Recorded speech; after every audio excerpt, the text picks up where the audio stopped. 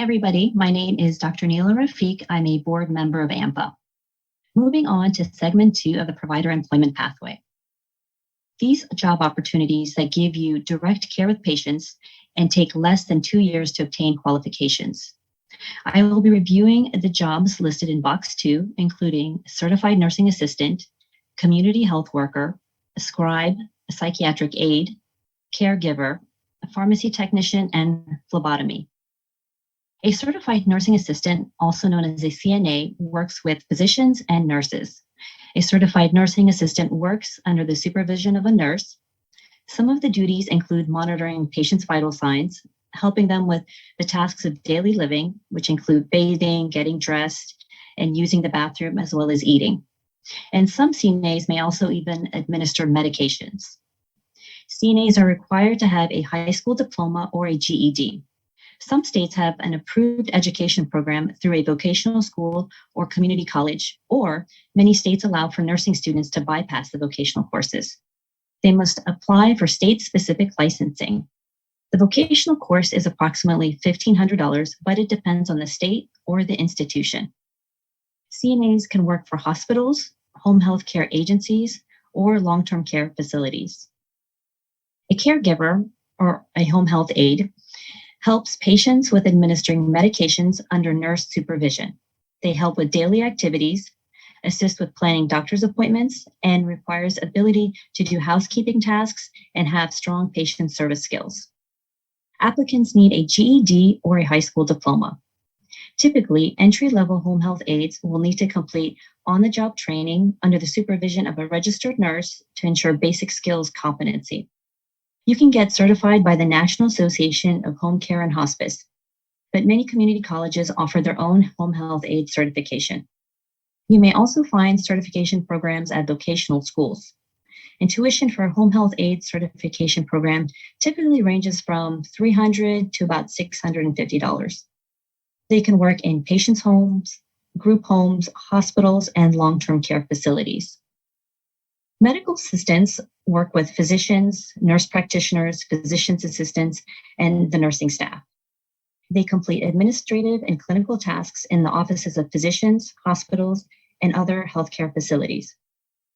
Some of their duties include taking medical histories, explaining treatment procedures to patients, collecting and preparing lab tests, as well as phlebotomy and taking electrocardiograms.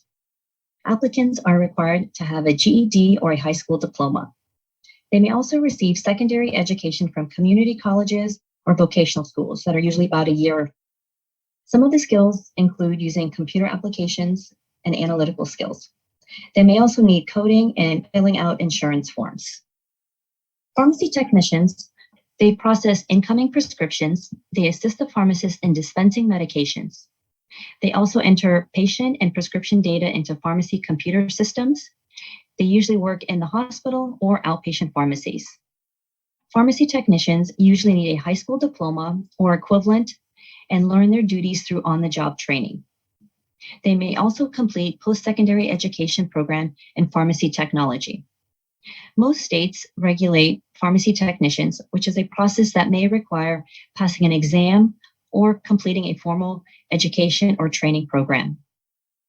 Phlebotomist is one whose primary job is to draw blood from patients. They also prepare it for further medical testing. Since they work directly with patients, they must have strong communication skills to ensure trust with their patients. They will require a GED or high school diploma. There are phlebotomy training programs as well. Applicants can also obtain phlebotomy certification through the American Society of Phlebotomy. The exam is about $55. They can also work in several areas of healthcare, including hospitals, medical labs, and outpatient clinics. A medical scribe is one that supports physicians and other clinical providers by handling clerical tasks of patient data documentation and input into electronic health records. They understand medical terminology, anatomy, and physiology. They are able to document common presenting symptoms and conditions. Applicants will require a GED or high school diploma.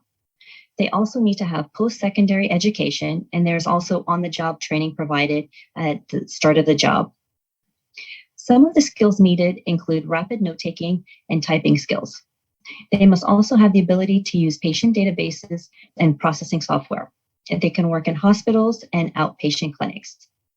And some of these medical scribes also go on to medical school because this gives them great experience. Psychiatric technician, or an aide, works as part of the psychiatric care team to provide mental health care and ensure a clean environment for patients. They assist patients with daily activities, mobility around the center. They also lead patients in therapeutic and recreational activities. A psychiatric technician has a one-year certification program or associate's degree. Some states require state license after completing a state-recognized program. They can also obtain voluntary certification through the American Association of Psychiatric Technicians. A psychiatric aide requires high school diploma and on-the-job training. Potential employers are psychiatric hospitals and residential mental health facilities. We will be moving on to indirect patient care that may take more than 2 years to obtain qualifications. We will focus on hospital management and healthcare data analysis. Being in hospital management can have several titles, including clinical administrator, office manager, program administrator, and project or program manager. These tasks include supervising daily administrative operations of a medical facility. Being in management requires monitoring expenses and suggests cost-effective alternatives. They answer questions from physicians, nurses, and healthcare staff. They also maintain medical and employee records.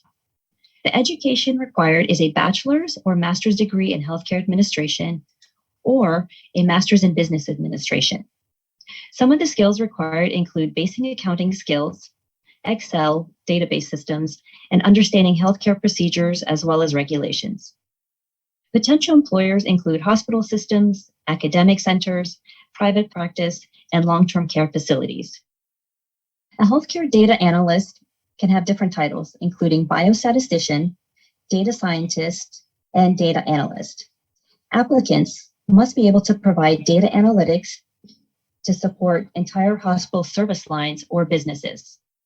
They should be able to analyze hospital financial and operations data, as well as safety, quality, and utilization data. They collaborate with healthcare providers and management or administrative teams. The education requires a bachelor's or master's degree in statistics, economics, biology, or social science. Optional education that would be helpful is a master's degree in public health, also known as an MPH, or health administration. The skills will be determined based on the job title. It is important to have strong quantitative analysis abilities, especially in statistics. They should also have an understanding of various coding languages and knowledge of medical safety and quality reporting. They can work in hospitals or health systems. Moving on to segment 4. These job opportunities take less than 2 years, and there's indirect care with patients. A medical records specialist or health information specialist is one that organizes and maintains health information both in paper files and electronic health records. They check data for accuracy, assign codes for insurance reimbursement, and record information. They follow best practices for security and patient confidentiality. The education requires post-secondary certification or associate degree in medical records technology. They can also obtain a registered health information technician certification, which is optional. Some of the skills required are understanding of healthcare and insurance laws. They must also understand the use of electronic health records. They must have a working knowledge of word processing, document managing, and database software. Potential employers include hospital systems, private practice, nursing facilities, and governmental agencies. Moving on to a patient coordinator.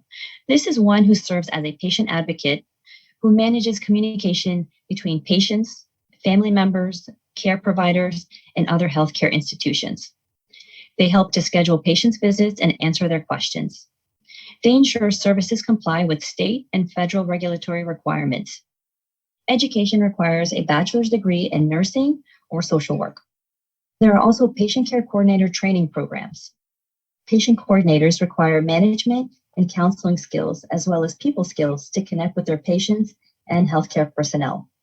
Potential employers include hospitals, academic centers, and private practice. A medical secretary provides clerical work for a hospital, doctor's office, or medical institutions. They interact with patients daily, handle sensitive medical information. Other duties include overseeing finances of the facility, payments from patients and insurers. Potential employers are, as I mentioned, hospital and healthcare systems, academic centers, and private practice. A medical coding and billing expert is one that ensures that providers are properly compensated by insurance for the services provided to patients. They properly code services, procedures, diagnosis, and treatments. They also manage billing discussions with insurers and manages invoices and payments.